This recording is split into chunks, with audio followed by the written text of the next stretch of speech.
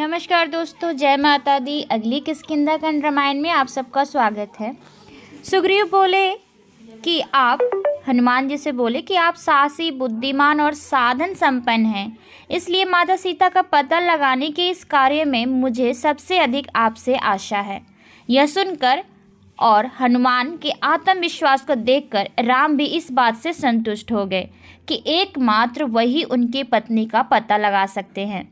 राम ने अपनी अंगूठी निकालकर हनुमान को दी और बोले, इसके अंदर मेरा नाम लिखा हुआ है। सीता को खोज लेने के बाद उसे यह अंगूठी देना, क्योंकि वह तत्काल इसे पहचान जाएगी और उसे विश्वास हो जाएगा कि आप मेरे विशेष दूत हैं।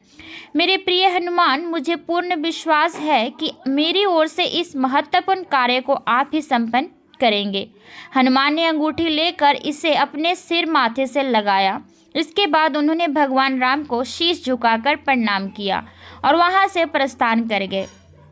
एक माह की जिस नियत अवधि के दौरान वानरगण संपूर्ण धरा में सीता माता का पता लगाने के लिए विचरण कर रहे थे, उस समय राम और लक्ष्मण परशरवन में ही रहे।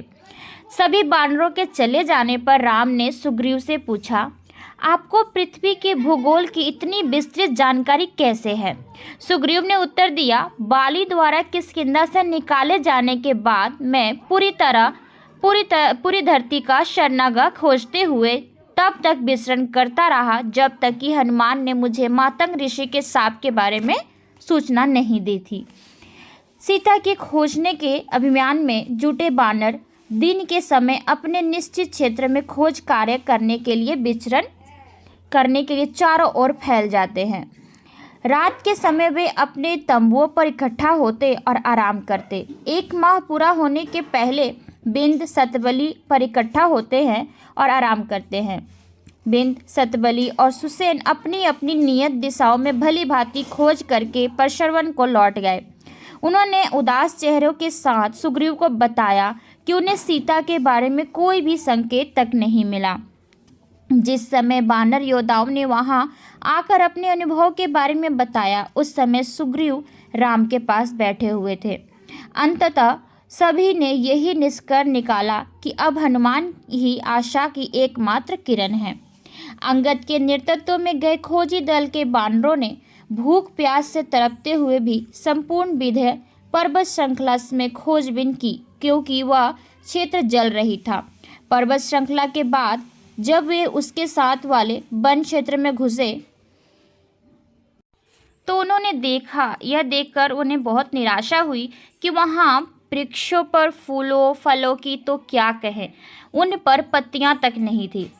उस वन की जलधाराएं सूख गई थी, इसलिए वहां पशु पक्षी तक नहीं रहते थे। किसी समय में यह वन महान ऋषि कंडू का निवास था। मात्र 10 वर्ष की अल्पायु में अपने पुत्र की अकाल मृत्यु हो जाने पर क्रोधित मुनि ने उस वन को मनुष्य पशु पक्षियों से निर्जन हो जाने का शाप दे दिया था। उस निर्जन वन में वानरों के भटकते भटकते 1 माह का नियत समय समाप्त हो गया। जल की तलाश करते हुए अंगद और तार को एक गुफा दिखी, जिसके प्रवेश द्वार पर घनी लताएं उगी हुई थी और वहां जलीय पक्षियों के झुंड जमा थे। जल पाने की आशा से वानर जल्दी से दौड़कर इसके अंदर चले गए। गुफा के अंदर घोर अंधकार था, इसलिए वानरों ने एक दूसरे का हाथ पकड़कर एक श्रृंखला बनाते हुए गुफा में प्रवेश किया। आखिरकार अंदर बहुत दूर तक जाने के बाद उन्हें गुफा के काफी अंदर प्रकाश की एक रेखा दिखाई दी। इसकी तरफ बढ़ने पर उन्हें सुंदर सरोवर से घिरा हुआ सोने का एक राजमहल दिखाई दिया। इसके चारों ओर बहुत ही सुंदर उद्यान थे, जिनमें सुनहरे वृक्ष लगे हुए थे। उस स्वर्ग समान सुंदर उद्यान के बीच में एक तपस्विनी को देखा, जिसके मुख में आध्यात्मिक तेज टपक रहा था। अपने दोनों हाथ जोड़कर हनुमान उस स्त्री के पास गए और बोले, कृपया कर हमें बताएं कि आप कौन हैं और यह गुफा किसकी है। यहाँ की प्रत्येक वस्तु स्वर्ण के समान रंग वाली क्यों है? हम बहुत थके हुए हैं और प्यासे हैं, क्योंकि लंबे समय से हम जल रहित क्षेत्रों में भटक रहे हैं। वह स्त्री बोली, इस गुफा का नाम ऋषिबली है और यह माया दानव द्वारा निर्मित है। इस स्थान पर तप करके माया दानव ने ब्रह्मा जी से शुक्र मुनि के समान समस्त मायावी शक्तियां अर्जित करने का वरदान प्राप्त किया था। इसके बाद भी माया दानव यही निवास करते रहे, परंतु बाद में उन्हें हेमा नामक एक अप्सरा से प्रेम हो गया और इस कारण इंद्र ने अपने वज्र का प्रयोग करके उन्हें इन क्षेत्रों से बाहर खदेड़ दिया। उसी समय ब्रह्मा जी ने यह गुफा हेमा को दे दी। मेरा नाम स्वयंप्रभा है और मैं मेरु पर्वत की रक्षा करने वाले देवता मेरु सर्वनी की पुत्री हूँ। मैं हेमा की मित्र हूँ और यहीं रहकर इस आश्रम की रक्षा करती हूँ। कृपया इसे अपना ही घर समझे और दया करके मुझे इन अगम्य क्षेत्रों में अपने आने का कारण बताएं। तो मिलते हैं अगली वीडियो में, तब तक के लिए इजाज़त दीजिए। धन्यवाद।